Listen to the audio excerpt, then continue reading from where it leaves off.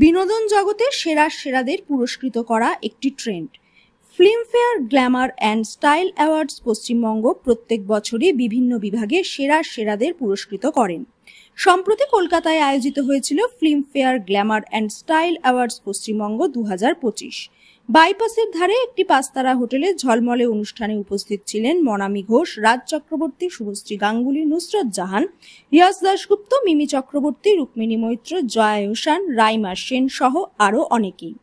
কে পেলেন পুরস্কার? ফ্যাশনের উদীয়মান মুখ মহিলা অঙ্গনা রায়, ফ্যাশনের উদীয়মান মুখ পুরুষ শন বন্দ্যোপাধ্যায়, বর্ষসেরা হটস্টেপার পুরুষ অর্জুন চক্রবর্তী, বর্ষসেরা হটস্টেপার মহিলা Rukmini Maitra, woman of style and substance Swastika Mukhopadhyay, man of style and substance Abir Chattopadhyay, fit and fabulous মহিলা Paoli Dam, fit and fabulous পুরুষ Tota Roychowdhury, most glamorous youth icon পুরুষ Vikram Chattopadhyay, most glamorous youth icon মহিলা Sauraseni Maitra, most stylish star Subhashree Ganguly, most stylish star পুরুষ Jeet, the ultimate diva stylist beauty Rupa Ganguly, traditional queen of the year Jaya হোসান, fashion risk taker of the year Monami Ghosh.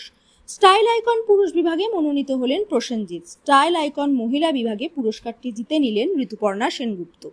Red carpet look of the year পুরুষ Ankush Hazra, red carpet look of the year মহিলা ছিলেন Oindrila Sen. Most glamorous star মহিলা Koel Mallick, most glamorous তারকা পুরুষ Dev. Most fashionable star কাপলের খেতাব জিতল নুসরত জাহান এবং Yash Dasgupta. Most fashionable star পুরুষ Parambrata Chattopadhyay, most fashionable star মহিলা হলেন রাইমা সেন। বছরের সেরা ট্রেন্ডসেটার ছিলেন মিমি চক্রবর্তী। সমস্ত শিল্পীরাই নিজেদের স্টাইল হিসেবে বেছে নিয়েছিলেন কালো পোশাক। রাজ চক্রবর্তী, বিক্রম চট্টোপাধ্যায়, স্বস্তিকা মুখোপাধ্যায়, অর্জুন চক্রবর্তী, রাইমা, মিমি, রূপা গাঙ্গুলি, ঋতুপর্ণা সেনগুপ্ত, যশ, নুসরত সবাই সেজেছিলেন কালো রঙের পোশাকে। ফিল্মফেয়ার অ্যাওয়ার্ড অনুষ্ঠানে মিমিকে পুরস্কার দিতে হাজির ছিলেন শুভশ্রী। পুরস্কারটি নিয়ে মিমি বলেন, আমি এমন একজনের হাত থেকে পুরস্কার নিলাম যাকে আমি অ্যাডমায়ার করি। একটা সময় শুভশ্রী ছিল টলিউডের জিরো ফিগার। মনে আছে, একটি ইভেন্ট শোতে আমরা সবাই খাবারের ওপর ঝাঁপিয়ে পড়েছিলাম। ও বসেছিল এক কোণে। জিজ্ঞেস করেছিলাম খাবে না, তখন ও আমাকে ডায়েটের কথা জানায়। এদিন রাজেরও প্রশংসা করেন তিনি। ভালো চিত্রনাট্য পেলে আবার রাজের সঙ্গে কাজ করতেও ইচ্ছুক মিমি চক্রবর্তী। দেবলীনা দত্ত সবে ফিরেছেন আফ্রিকা থেকে, সেখানে কর্ন রো ব্রেড করিয়েছেন, সেভাবেই এসেছিলেন অনুষ্ঠানে।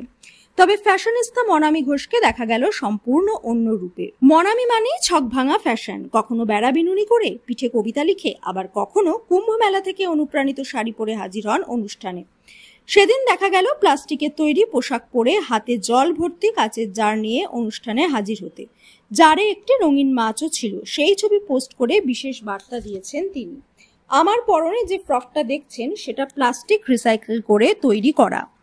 হাতে রয়েছে একটা কাচের ব্যাগ আর তাতে রয়েছে মাছ। আমি চাই যে সমুদ্রে প্লাস্টিক ফেলার পরিবর্তে আপনারা তা পুনর্ব্যবহার করুন, সমুদ্র দূষণমুক্ত রাখুন, জলজ প্রাণীদের জীবন সংকটের হাত থেকে রক্ষা করুন। এটাই আপনাদের কাছে একমাত্র আবেদন।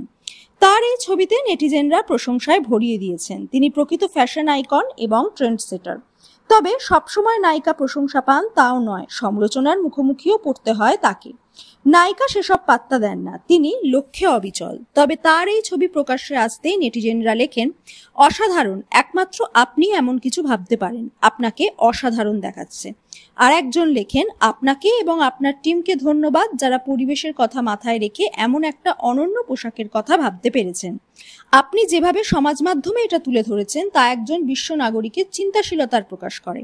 এখানে ফ্যাশন এবং বাস্তুতন্ত্রের একটি নিখুঁত মিশ্রণ তৈরি হয়েছেন। আর একজন লেখেন, ফ্যাশন আইকন এবং ট্রেন্ড সেটার। সত্যিই প্রকৃত অর্থে মনামি ঘোষই টলিউডের ফ্যাশন আইকন এবং ট্রেন্ড সেটার।